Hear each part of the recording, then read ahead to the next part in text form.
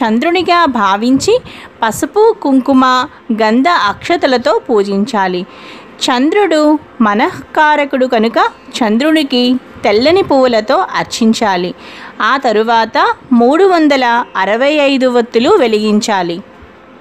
ఈ 365 ఒత్తులు ఎలా తయారు చేయాలి అంటే, ముందు రోజే 365 ఒత్తుల్ని ఒక కట్టలా కట్టి ఆవు నేతితో తడిపి ఉంచాలి. ఆవు నెయ్యి చాలా శ్రేష్టమైనది కనుక ఆవు నేతిలో 365 ఒత్తులు చక్కగా ముందు రోజే తడిపి పెట్టుకోవాలి. ఒకవేళ మీరు ఆవు నెయ్యి వాడకపోతే పూజలకు వాడే శ్రేష్టమైన కొబ్బరి నూనెను కూడా మీరు ఇక్కడ వాడచ్చు. చక్కగా కొబ్బరి నూనెతో కూడా మీరు ఆవు నెయ్యి ఒత్తులతో కానీ కొబ్బరి నూనెతో కానీ కూడా 365 ఒత్తులు చక్కగా తడిపి ఒక పక్కన ఉంచాలి. అలా తయారు చేసుకున్న ఒత్తులను కొబ్బరి చిప్పలో వెలిగించాలి. ఎందుకంటే మనం వెలిగించే ఒత్తులతో సహా కొబ్బరి చిప్ప కూడా పూర్తిగా వెలుగుతూ ఉంటుంది కనుక ఇలా వెలిగిస్తే మోక్షం ప్రాప్తిస్తుందన్నమాట. ఆ తరువాత నైవేద్యంగా చల్లని పాలను ఒక వెండి గిన్నెలో కానీ లేదా ఒక గ్లాసులో కానీ తీసి నైవేద్యంగా మనం పెట్టాలి.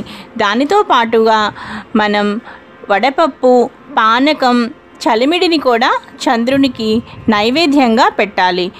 ఒకవేళ ఎవరైనా శివాలయంలో 365 ఒత్తులు వెలిగించాలనుకుంటే వారు చక్కగా శివాలయంలో కూడా 365 ఒత్తులు చక్కగా ఈ కార్తీక పౌర్ణమి రోజున వెలిగించుకోవచ్చండి.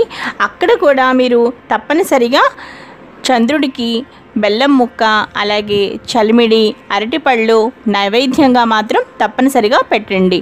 ఈ విధంగా కార్తీక పౌర్ణమి చేయడం వల్ల లక్షల ఐదవతనం, కడుపు చలవ ప్రాప్తిస్తాయన్నమాట. కడుపు చలవ అంటే పిల్లలు ఆయుష్మంతులు అవుతారు, పిల్లలకి రక్ష అన్నమాట.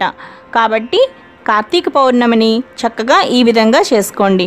పూజ అయ్యాక మనం పూజ చేసుకున్న తర్వాత పంచపాత్రలోని నీరుని చక్కగా ఆ నీటిని తులసి మొక్కలో పోసి తులసి మొక్కకు కూడా ఒక్కసారి మనం దండం పెట్టుకోవాలి.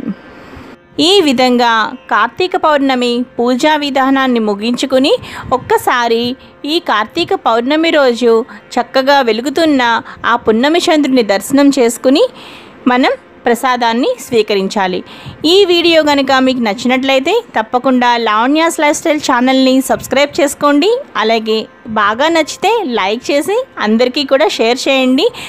మరిన్ని ఇంట్రెస్టింగ్ వీడియోస్ కోసం లావణ్యాస్ లైఫ్ స్టైల్ వాచ్ చేస్తూ ఉండండి. Thanks for watching. అలాగే ఈ వీడియో కింద ఉన్న డిస్క్రిప్షన్ బాక్స్ని చెక్ చేయండి.